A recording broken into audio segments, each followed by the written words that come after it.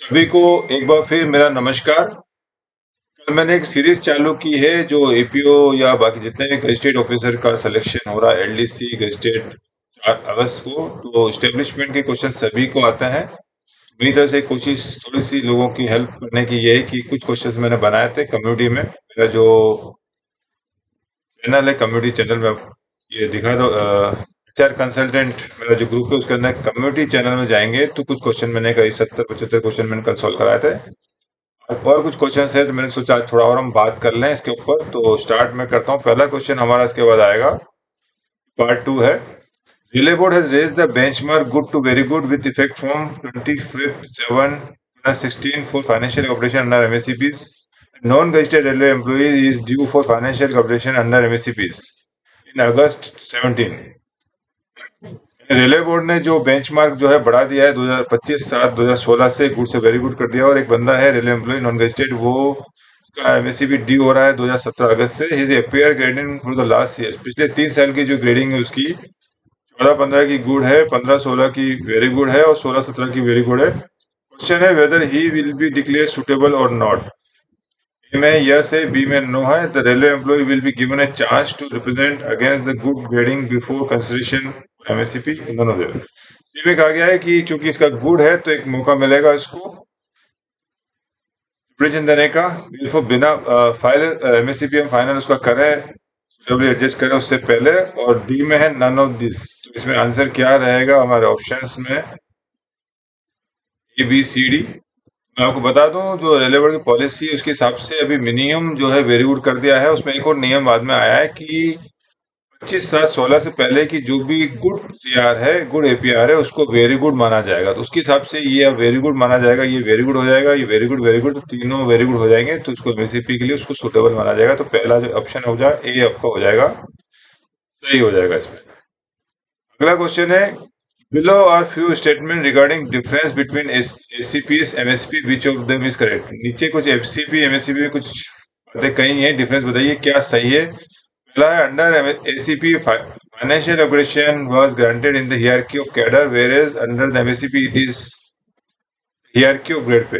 SCP और MSCP में अंतर क्या होता है कि जैसे एमएससीपी में अंदर आपका लेवल 1 है तो लेवल 2 मिलेगा, लेवल 3 मिलेगा, लेवल 4 मिलेगा। आपका जो कैडर में हियरकी मतलब प्रमोशनल चैनल क्या है, जैसे जूनियर क्लर्क है 1900 लेवल 2, उसके बाद सीधा लेवल 5 मिलता है सीनियर क्लर्क का। लेकिन आप लेवल जाएंगे तो लेवल 3 लेवल 4 भी है। तो आप एमएससीपी के अंदर लेवल चलता है, एक लेवल, दूसरा लेवल, तीसरा लेवल, लेवल 1 लेवल 2, यानी जूनियर क्लर्क होगा तो उसको एमएससीपी मिलेगा।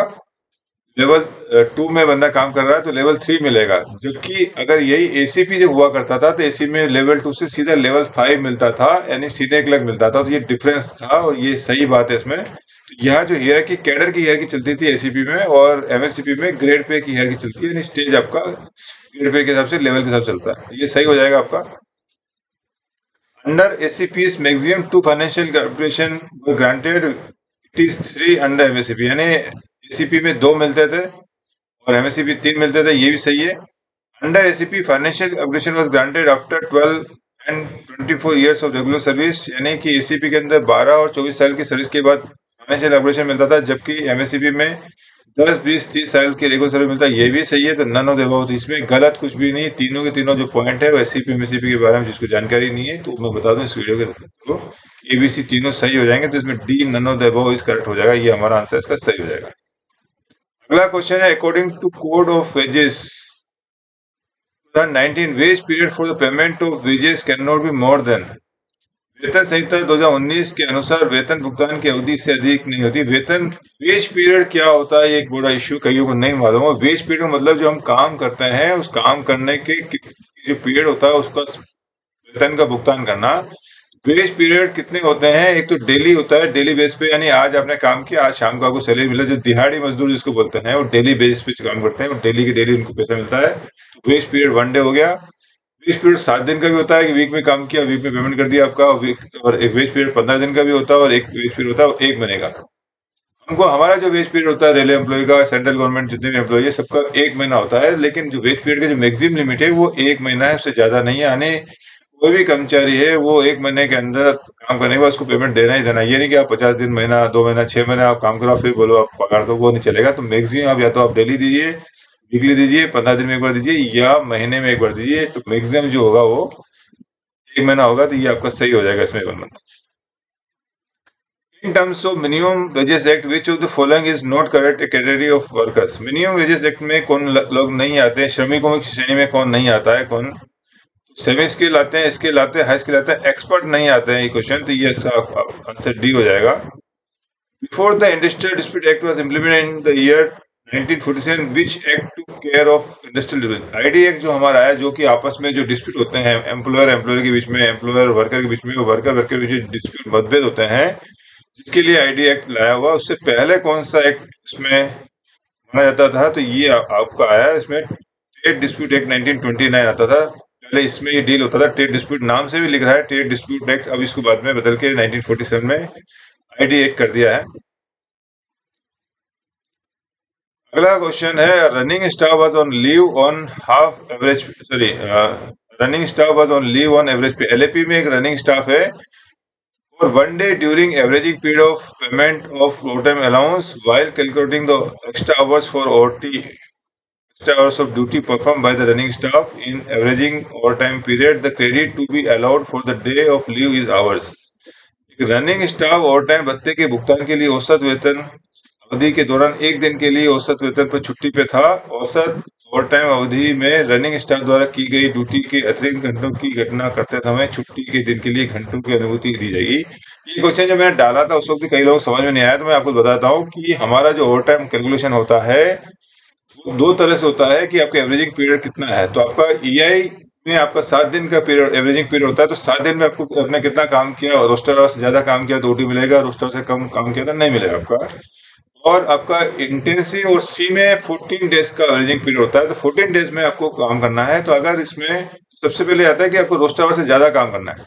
अब कई बार क्या होता है कि आदमी जो है छुट्टी चला जाता है, एलएपी चला गया, एचएलपी लिया, सीएल लिया, तो अब उसका जैसे मान लीजिए किसी ने 14 दिन काम किया, तो क्वेश्चन है एक रनिंग स्टाफ है, तो रनिंग स्टाफ का जो होता है सी क्लासिफिकेशन में आते हैं, उनका 14 दिन का एवरेजिंग पीरियड होता है। तो 14 दिन में किसी ने 13 दिन काम किया है और एक दिन वो छुट्टी पे था, एलएपी पे था। तो अब ओवर टाइम करना करेंगे तो एक दिन का अगर जीरो कर देंगे तो उसको 14 घंटे नुकसान होता है, उस दिन का 8 घंटे एवरेज माने तो नुकसान होता है। तो रेलवे में एक नियम है कि हम उसको क्रेडिट देते हैं कि भाई आपने भले से काम नहीं किया लेकिन छुट्टी पे तो आपको इतना वेटेज मिलेगा। तो एवरेज निकाला जाता है, 14 दिन में उसको रोस्टर वर्ष जितने काम करने थे उतना करना था, अगर नहीं किया उसको तो उतने दिन का, तो 14 से डिवाइड करेंगे रोस्टर वर्ष, यानी 104 दिन, 104 घंटे का रोस्टर वर्ष होता है रनिंग स्टाफ का, तो 104 में 14 से डिवाइड करेंगे हम, तो फिर जो अमाउंट निकलेगा वो निकलेगा। तो कैसे निकलेगा बता दूं आपको।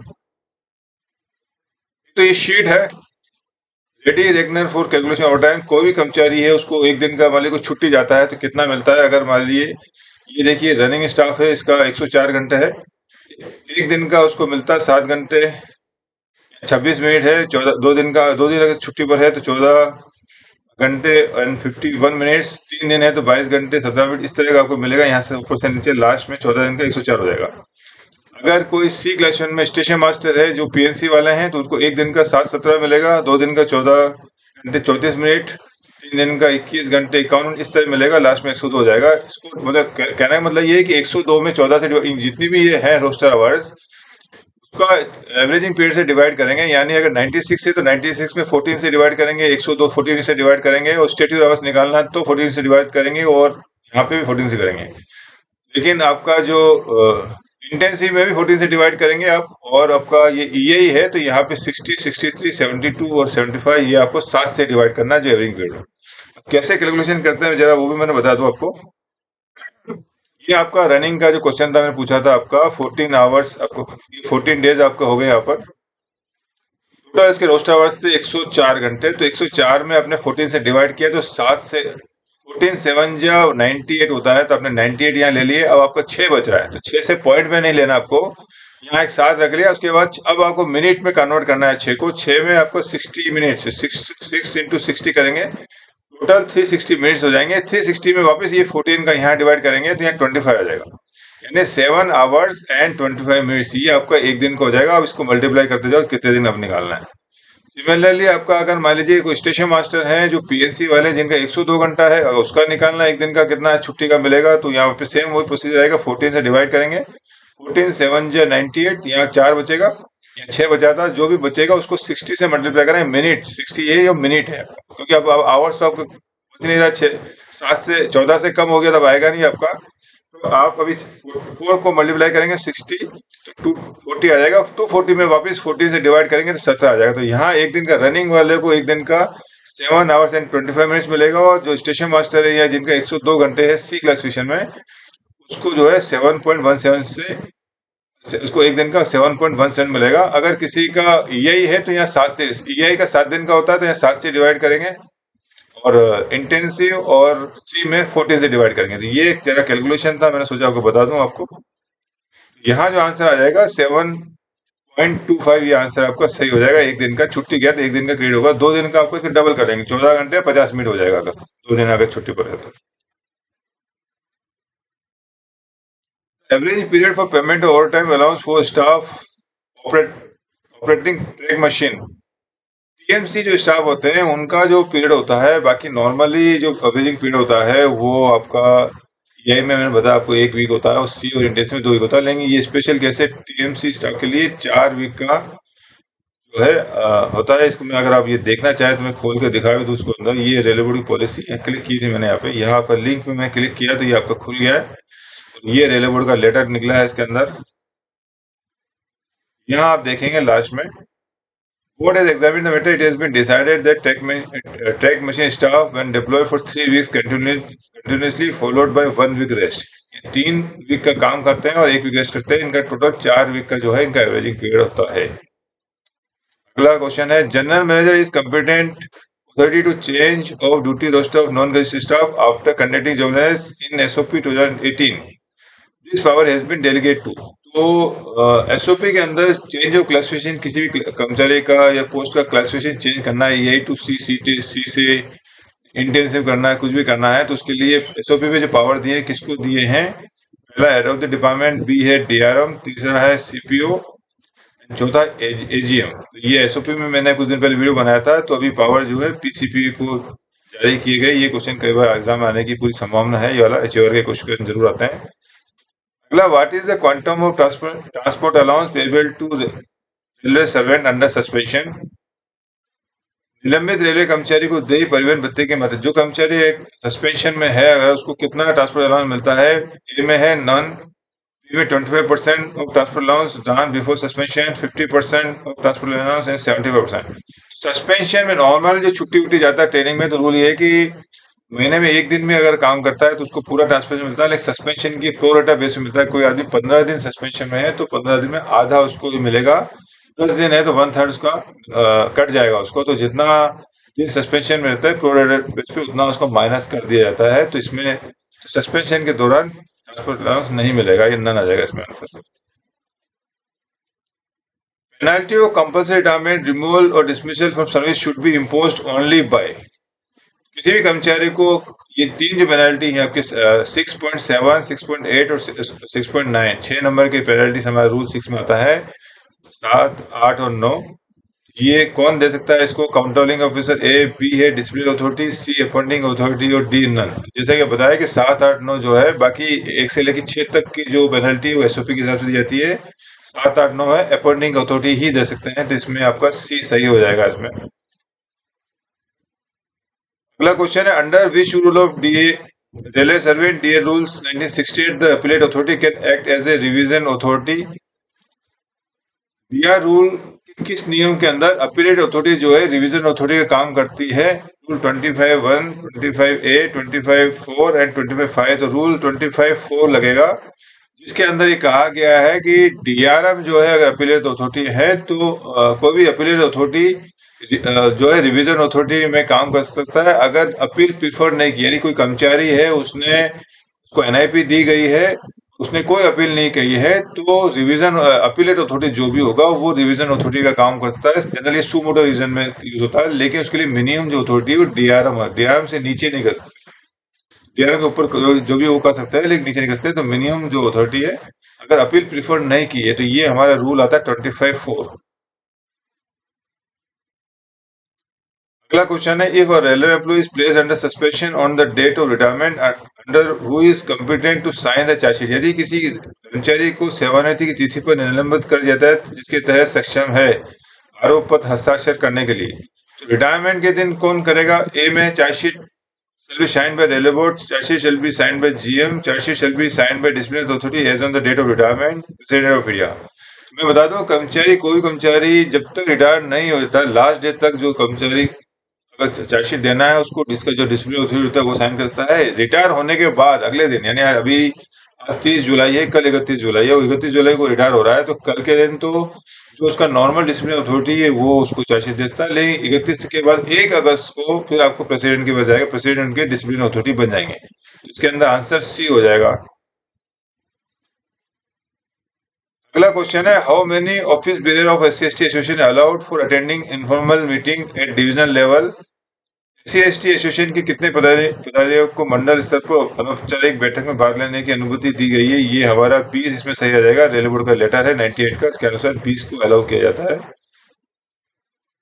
अगला question, there is a provision of holding informal meeting between railway administration and SC/ST railway employees association at least.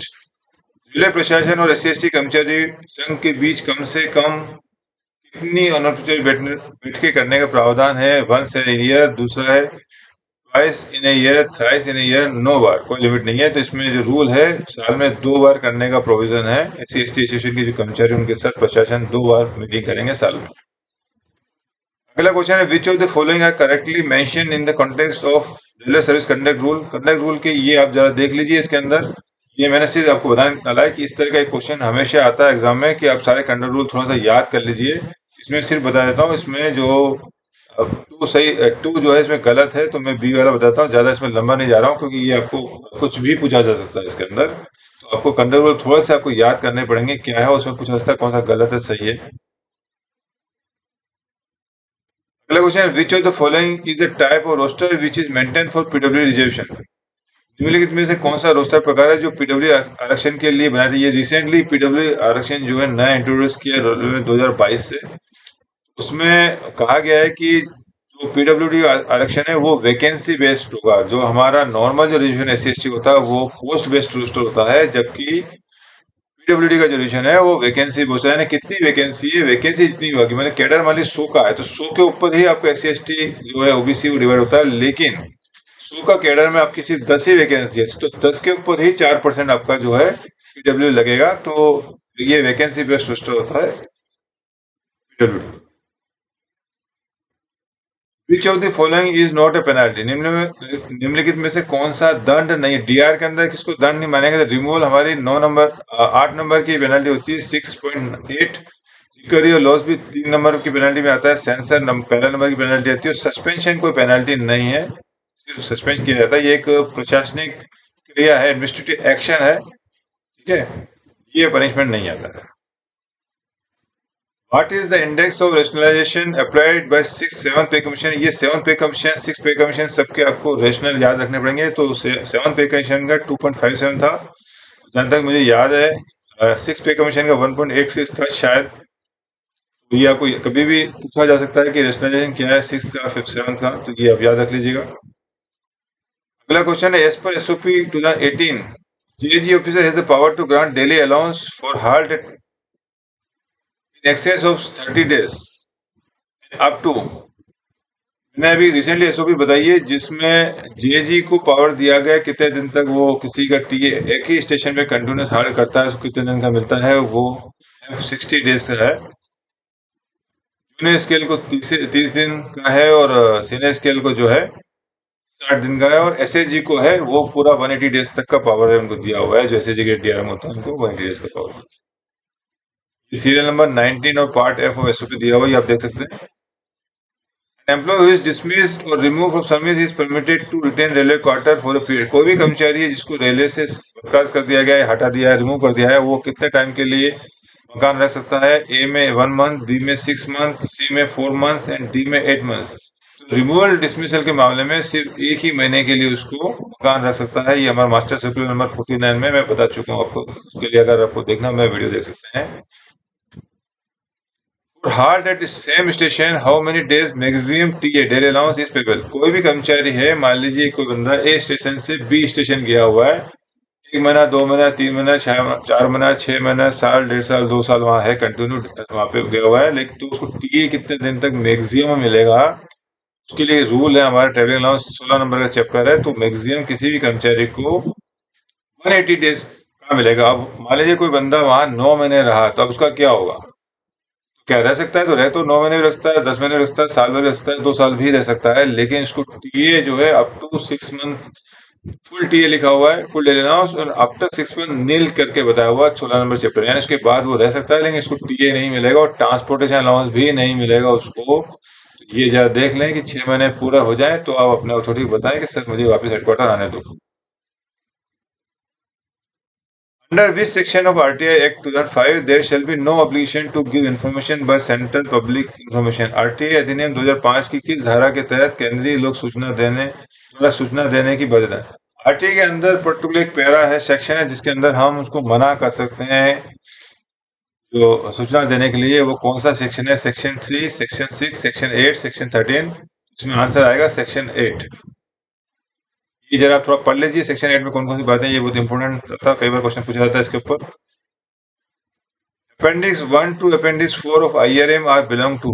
IRM के परिशिष्ट 1 से 4 तक किससे संबंधित है? Accounts department, RPF department, medical department और ऑडिट डिपार्टमेंट। ये अकाउंट्स के से डिपार्टमेंट से संबंधित है। आईआरएम का आप देख सकते हैं खोल के आईआरएम 1 में।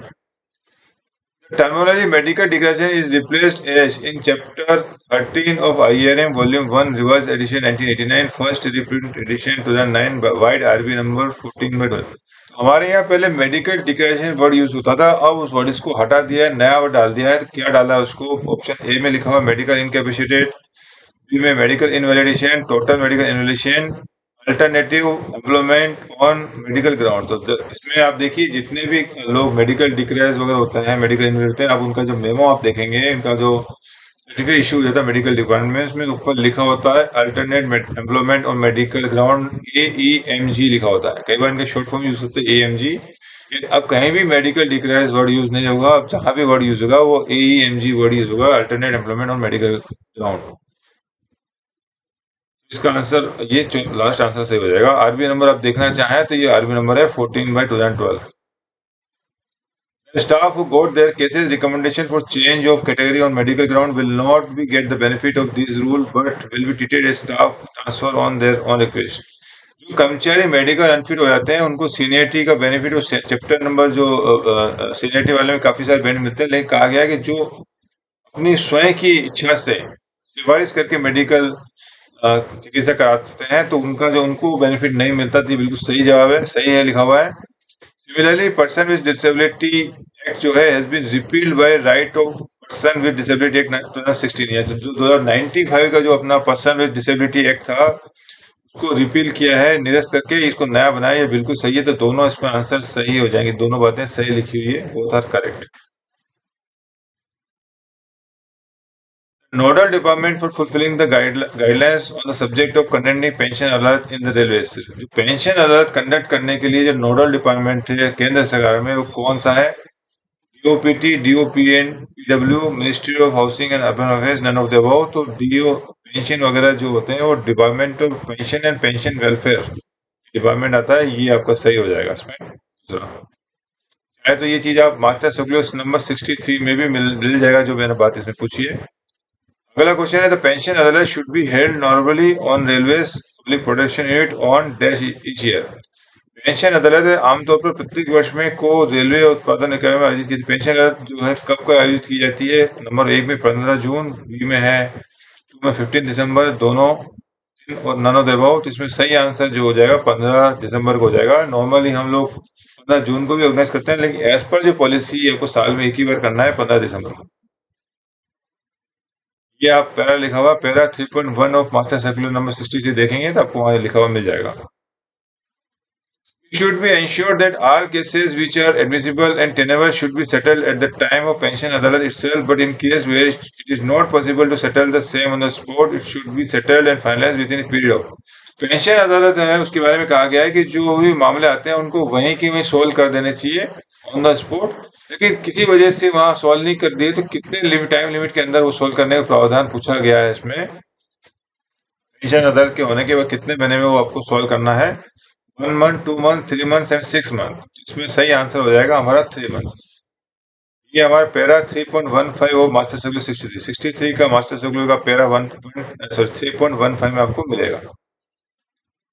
The authorized representative of Standing Committee of Voluntary Agency (SCOVA) and the recognized trade unions may also be invited to the attend pensioners।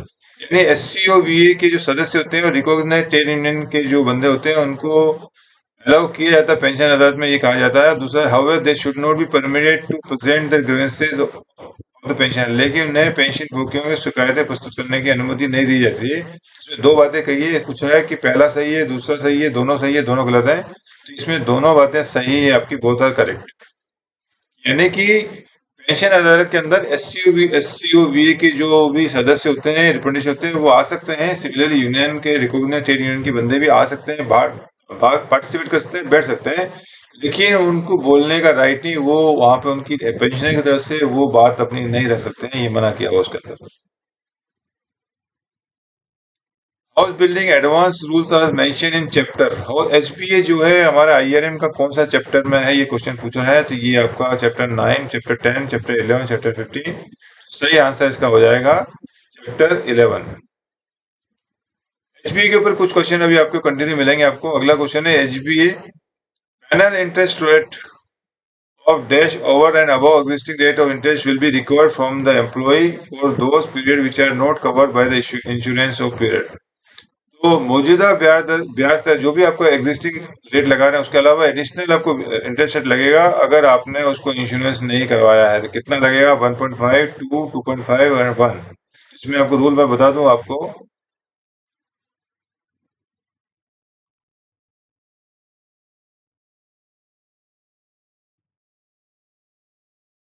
देखिए इंश्योरेंस 10 नंबर का पैरा पॉइंट है।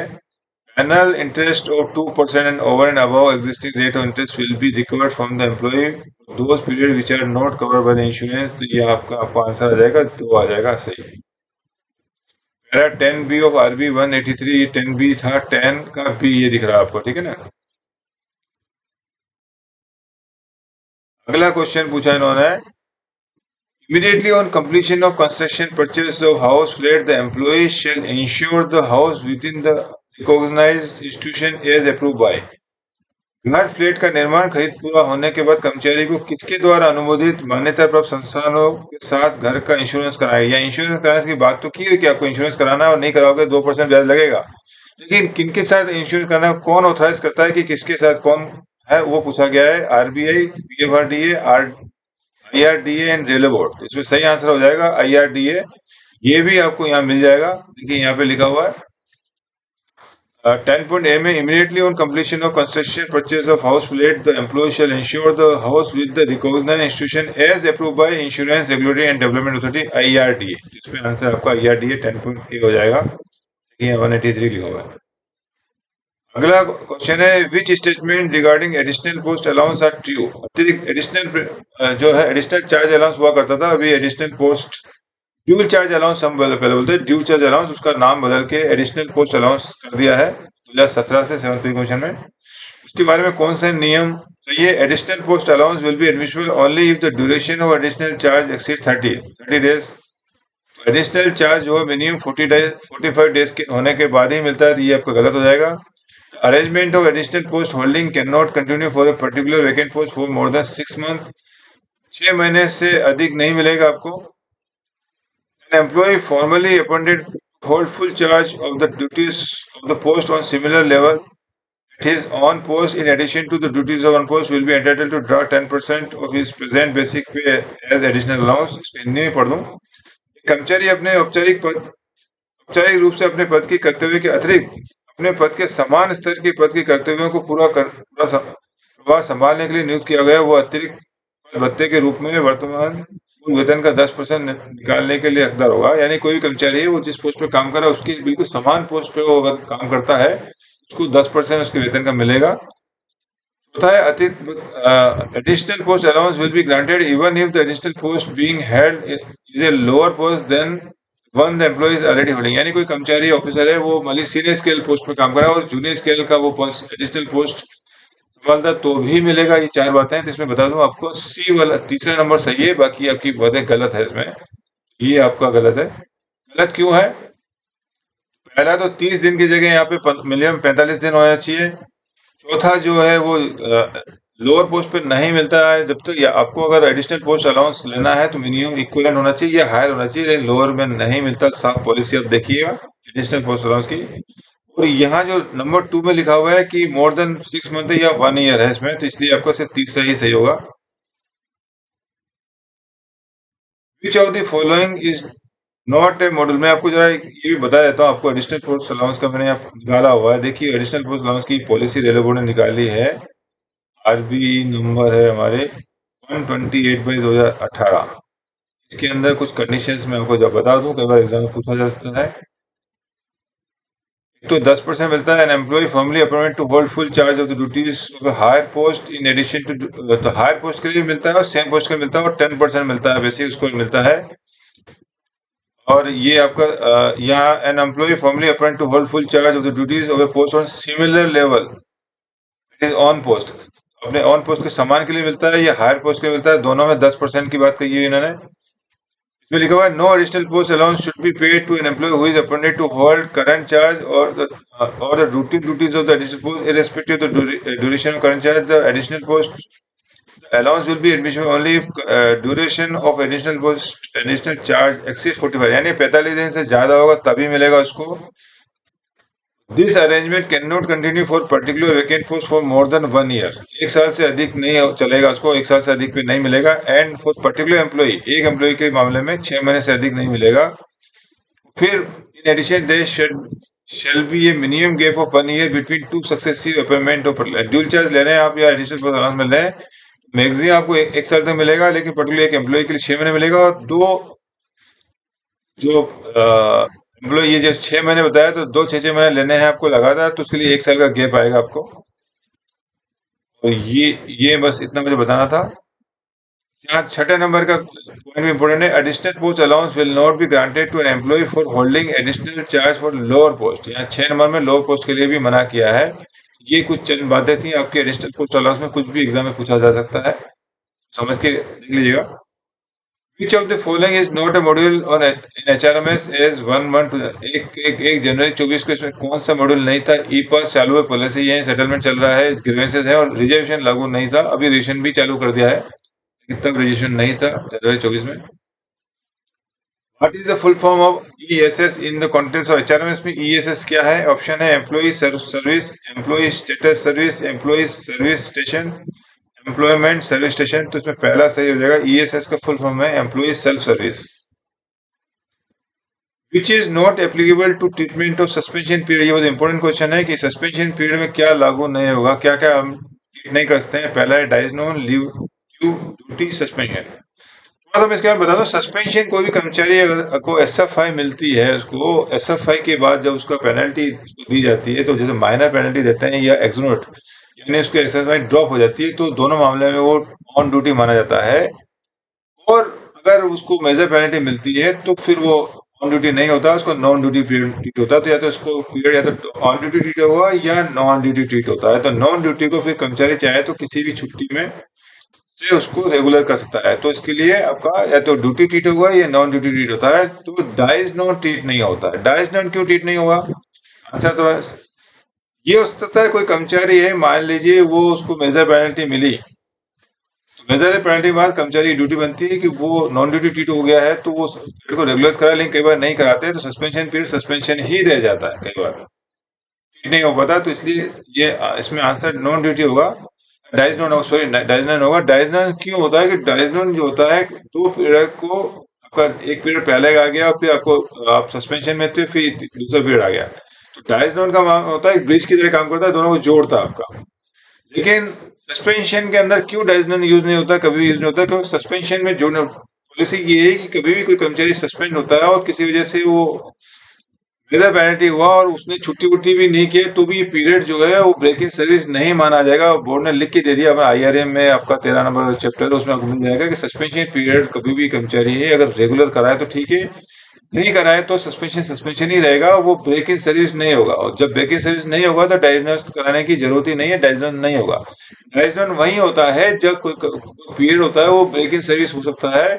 ब्रेक इन सर्विस से बचाने के लिए उसको जोड़ना पड़ता है। जैसे हड्डी वाली हाथ की हड्डी टूट गई, टूटने के लिए आप वापस प्लास्टर से जोड़ते हैं, तो ये प्लास्टर डायग्नोस एक प्रकार से प्लास्टर है। लेकिन आपकी हड्डी टूटी नहीं है, ठीक है, तो आप प्लास्टर क्यों बांधोगे?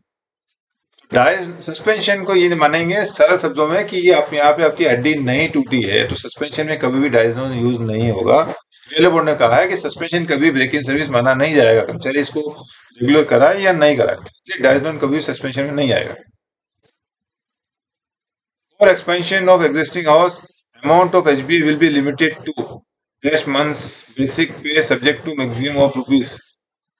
एचबीए के कुछ क्वेश्चंस मैंने डाले हैं जिसमें कहा है कि एचबीए में कोई भी मकान है उसको बड़ा करना है, अभी एग्जिस्टिंग मकान को विस्तार करना है, तो उसके लिए कितना अमाउंट मिलेगा, तो उसमें अलग अलग रेट है। 34 मंथ बेसिक पे और 25 लाख, 39 मंथ बेसिक पे, 139 बेसिक पे मंथ बेसिक पे, एंड 100 lakhs, 33, 25 एंड 34, 10। इसमें जरा पॉलिसी में आपको दिखा दूं, आप कंफ्यूज ना हो।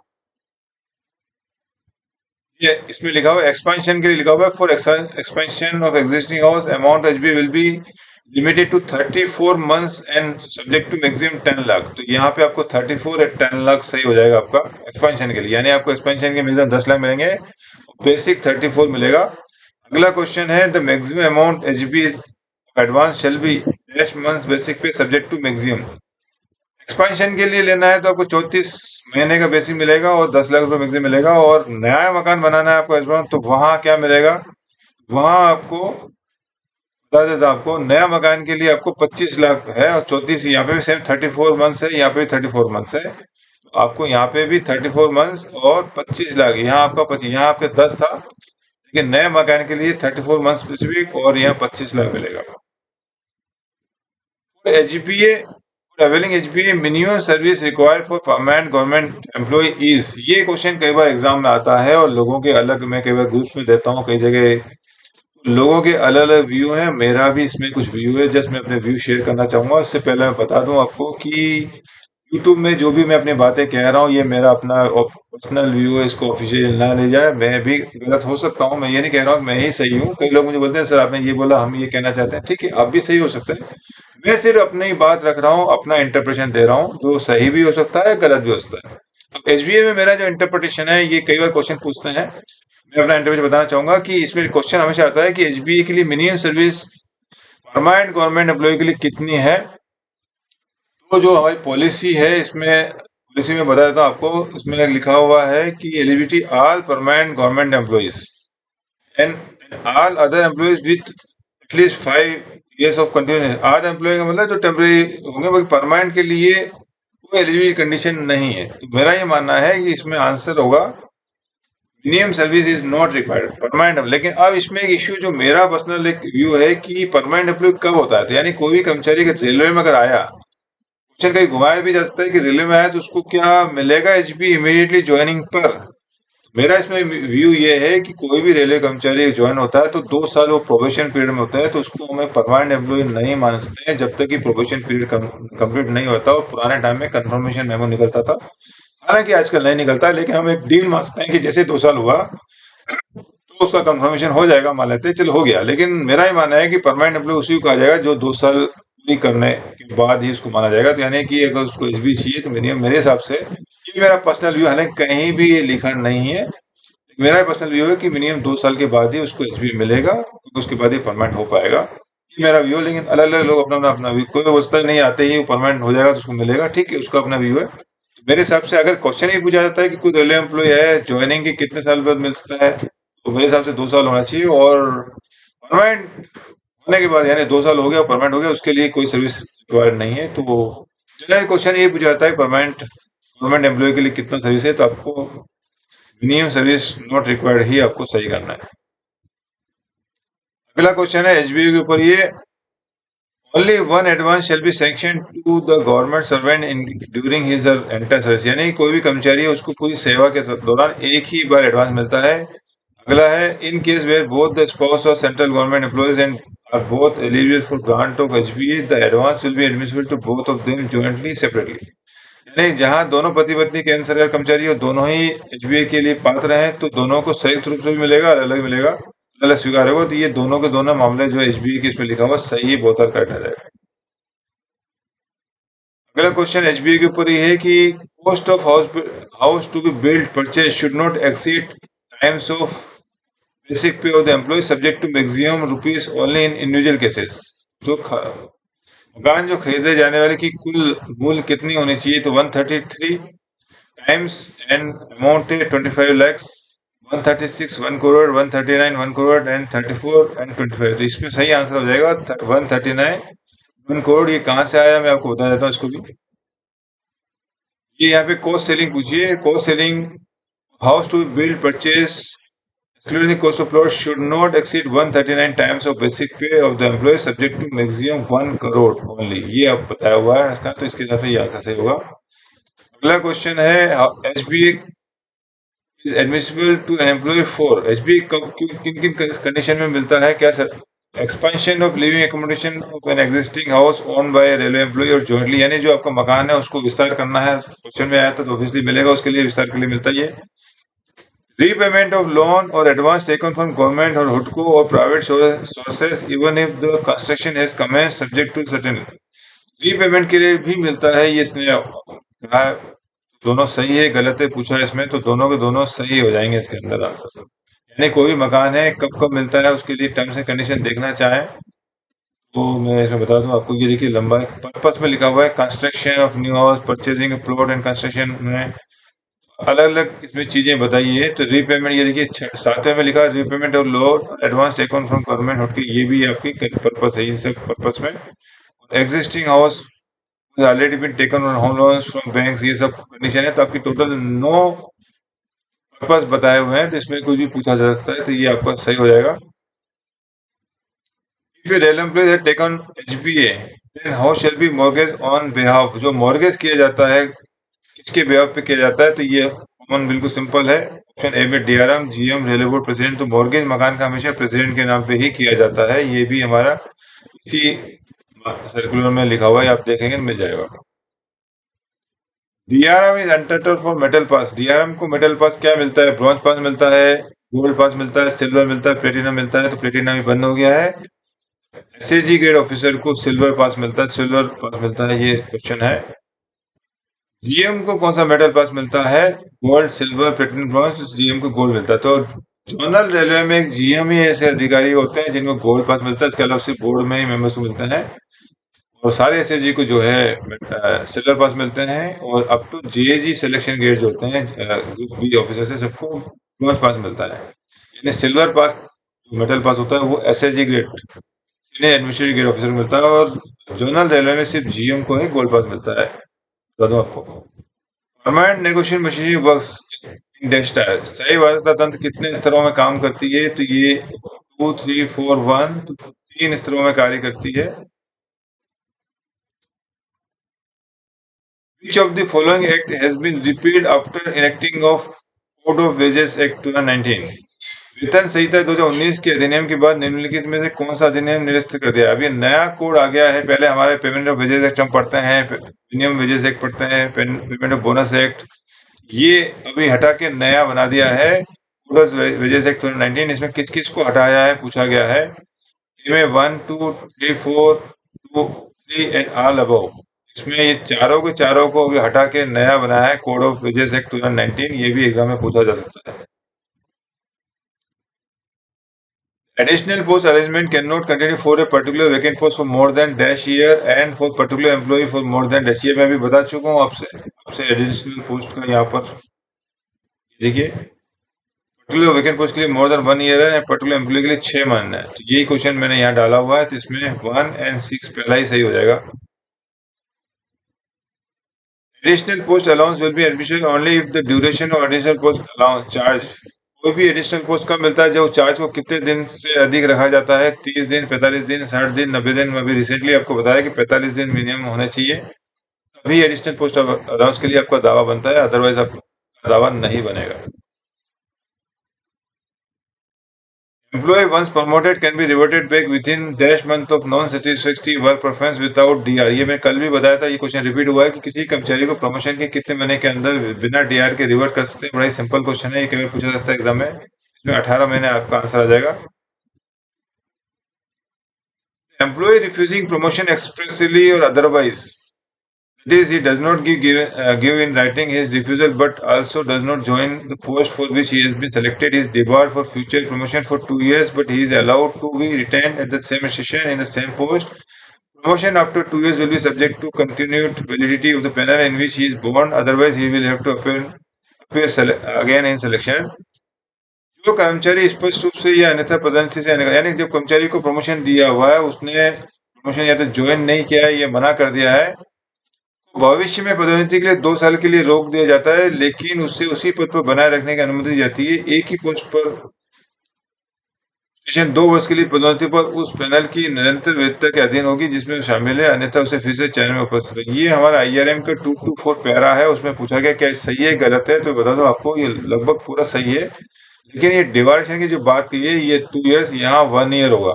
ये लगभग पूरा पूरा सही है, इसलिए ये चीज ये गलत हो जाएगा। यहाँ का 1 year होता तो ये सही होता, तो ये हमारा फॉल्स हो जाएगा।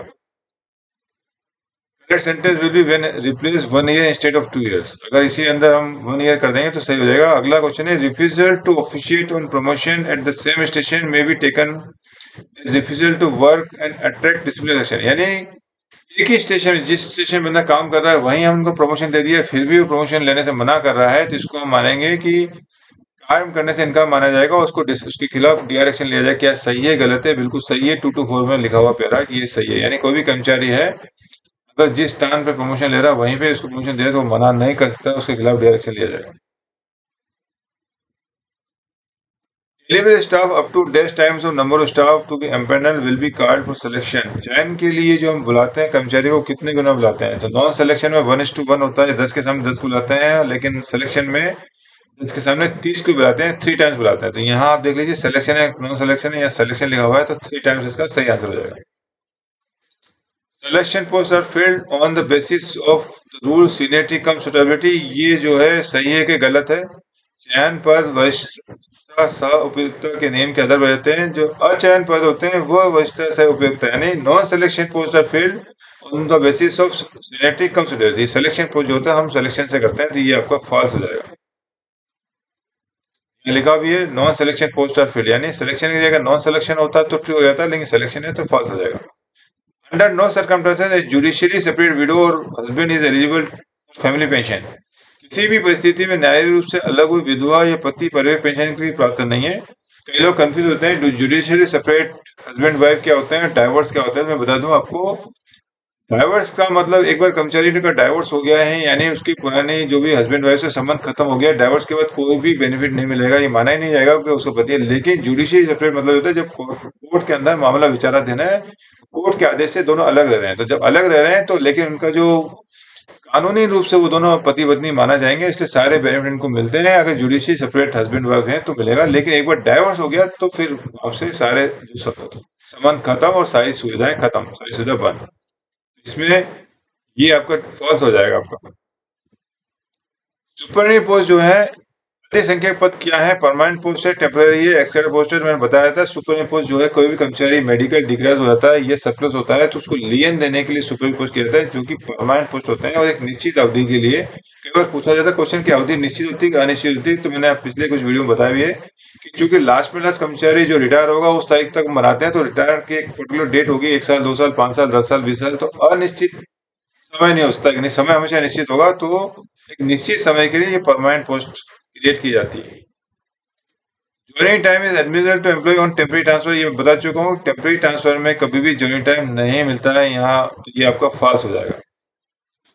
EOL on medical ground shall be considered as qualifying service for granting increment. चिकित्सा आधार पर ईओएल को वेतन वृद्धि के लिए आहत सेवा माना जाता है, बिल्कुल सही है, क्वालिफाइंग सर्विस माना जाता है। ईओएल अगर हाई स्टडीज के लिए लिया है और मेडिकल कंडीशन में लिया है तो आपको ईओएल जो है क्वालिफाइंग सर्विस में काउंट होता है और आपको इंक्रीमेंट भी मिलता है आपको साल का। Minimum service to get eligibility for enhanced family pension for widow to deceased employee is dash year under railway service pension unit। यानी कोई भी कर्मचारी होता है उसको एनहांस फैमिली मृत्यु होने के बाद एनहांस फैमिली पेंशन जो कि 50%, नॉर्मली फैमिली पेंशन होती है वो 30% की रेट 30% के रेट में मिलता है, लेकिन एनहांस फैमिली पेंशन कर्मचारी का लास्ट बेसिक का 50% मिलता है। तो उसके लिए पहला नियम था, उसी पे मैंने क्वेश्चन बनाया है कि 7 साल की सेवा होनी चाहिए तभी एनहांस फैमिली पेंशन मिलेगा, नहीं तो उसको नॉर्मल पेंशन मिलेगा। ये अभी 2021 का एक पॉलिसी आई हुई है, उसके अंदर शायद ये चीज हटा दिया है। अभी 7 साल की सेवा जरूरत नहीं है। इस पे थोड़ा मैं विचार कर रहा हूँ। फिलहाल तो मैं पुराना क्वेश्चन है इसलिए मैं इसको 7 साल ही कर रहा हूँ, लेकिन अभी शायद ये हट गया है। तो इस बार ये क्वेश्चन अगर पूछा जाता है आपके एग्जाम में तो ये आप थोड़ा सोच समझ के लिखिए। फिलहाल मेरे हिसाब से ये हट गया। अभी आपको मिनिमम सर्विस 7 साल नहीं है, यानी कि जो एनपीएस के जो कर्मचारी अभी काम कर रहे हैं, अनफॉर्चुनेटली कोई बंदा ज्वाइन करता है, ज्वाइन करने के 1-2 साल में उसकी डेथ हो जाती है, तभी ऑप्शन दिया हुआ है कि इसकी विडो चाहे तो पेंशन ऑप्ट कर सकती है, तो और ओपीएस में गवर्न होगी तो ओपीएस के सारे बेनिफिट इसको मिलेंगे। तो अभी शायद 7 साल नहीं है, तो अभी विदाउट एनी कंडीशन उसको एनहांस पेंशन मिलेगा, लेकिन मैं इसको एकदम 100% कंफर्म करके आपको बताऊंगा। फिलहाल मेरे हिसाब से तो नहीं हट गया। Minimum service to get the eligibility for retirement gratuity is, retirement gratuity के लिए जो ओपीएस में गवर्न है, रेलवे सर्विस पेंशन रूल 93 में गवर्न है, उनके लिए कितना है तो मैं बता चुका हूँ। रिटायरमेंट ग्रेजुटी के लिए मिनिमम 5 साल की सर्विस होनी चाहिए। अगला क्वेश्चन है minimum service to get eligibility for pension के लिए मिनिमम सर्विस कितनी है, ये सबको मालूम, सिंपल क्वेश्चन है ये, 10 साल चाहिए इसमें। Payment of compensation to railway employee by railway administration for injury by accident is govern by, दुर्घटना में घायल होने पर रेलवे प्रशासन द्वारा रेलवे कर्मचारी को मुआवजे का भुगतान निम्नलिखित द्वारा नियंत्रित किस प्रोविजन के तहत, हम कोई भी कर्मचारी एक्सीडेंट में घायल होता है तो हम उसको कंपनसेशन देते हैं, वो किस एक्ट के थ्रू गवर्न होता है। पहला है the employee compensation act 1923, payment of wages act 1936, right to person with disability act 2016 and workman compensation act 1986। तो इसमें सही जवाब आ जाएगा एम्प्लॉइज कंपनसेशन एक्ट 1923, पहला ए सही हो जाएगा इसके अंदर। Amount of compensation under employees compensation act 1923 depends, जो भी कर्मचारी होता है उसको जो हम अनुकंपा देते हैं, भत्ता देते हैं, एम्प्लॉय कंपनसेशन देते हैं, वो किन बातों पर निर्भर करता है। पहला, age of the railway servant on the date of accident, B है wages of the railway servant drawn in the preceding 1 year from the date of accident, nature of injury, all above. इसमें आ जाएगा all above. कोई भी कर्मचारी की जो compensation बनता है उसको हम कैलकुलेशन निकालते हैं, तो आयु के हिसाब से उसका फैक्टर होता है, जितनी कम आयु होती है उसका फैक्टर अधिक होता है, उसका अमाउंट ज्यादा होता है। उसका वेजेस क्या है और नेचर ऑफ इंजरीज क्या है, ये सबको ध्यान में रखते हुए उसका कंपनसेशन बनता है। तो इसमें उपरोक्त सभी आएगा D. Minimum amount of compensation payable under employees compensation act in case of total permanent disablement of the railway servant due to accident, जो दुर्घटना के कारण रेलवे कर्मचारी की पूर्ण स्थायी विकलांगता के मामले में कर्मचारी मुआवजा अधिनियम के 1923 के तहत देय मुआवजे की न्यूनतम राशि कितनी है।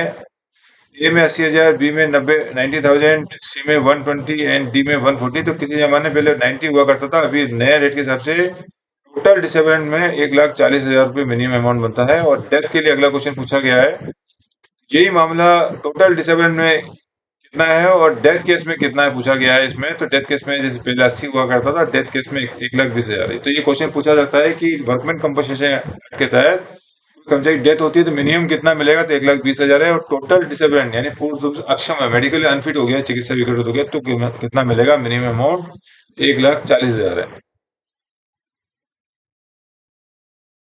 यहाँ इसी के साथ मैं अभी टाइम को देखते हुए मैं अभी अपना विराम लेता हूँ।